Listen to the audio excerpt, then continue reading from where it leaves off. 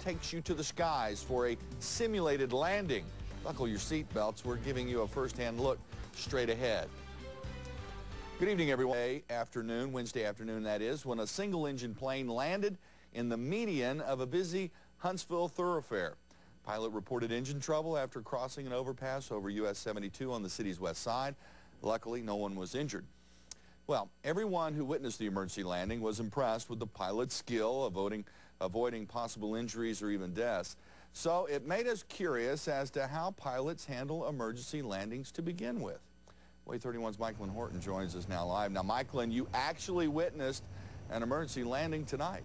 That's right, Cliff. I witnessed from the ground, but Way 31's photojournalist Stacy Richter went up in a two-seater Cessna 140 with a pilot who will show you tonight what it's like to land engine dead.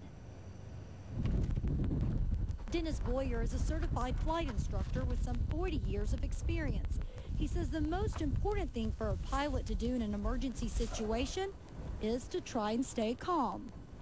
There's an old saying that it's a lot better to go into a bad situation under control than into a good situation out of control.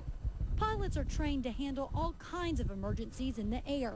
One of those emergencies is a stalled or dead engine. After clearance from FAA, we are go for a simulated engine failure landing. Pilot Blake Mathis shows us what it's like to land without your engine. There we go. We're strictly flying on the wind right now as if we had an emergency. Luckily, we have plenty of runway in front of us. We'd immediately check for fuel, switch tanks, fuel pump, call for an emergency if you can't restart.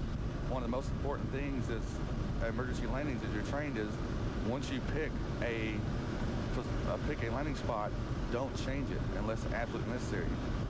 It was necessary on Wednesday for pilot Robert Conklin, who was forced to use his emergency training. Small airplanes will fly quite a ways without an engine, as we're demonstrating right now. The pilot yesterday didn't know when that was going to happen, and he was faced with that training, that emergency training, probably much quicker than he wanted to be.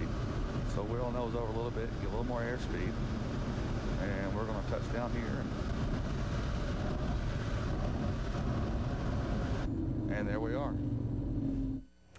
Obviously, in this dead engine landing, there was a nice long runway, a luxury the pilot yesterday did not have and had to think quickly to avoid tragedy. Live in Huntsville, Michael Horton, Way 31 News. Absolutely incredible landing with turning the engine off. Unbelievable. Oh, man, Stacy, he gets the winner for the week award, I tell you that. No fear, no fear. All right. Thank you, Michael. Well, rescue workers in the Shoals found the body of a deckhand floating in the Tennessee River this morning. 24-year-old Alton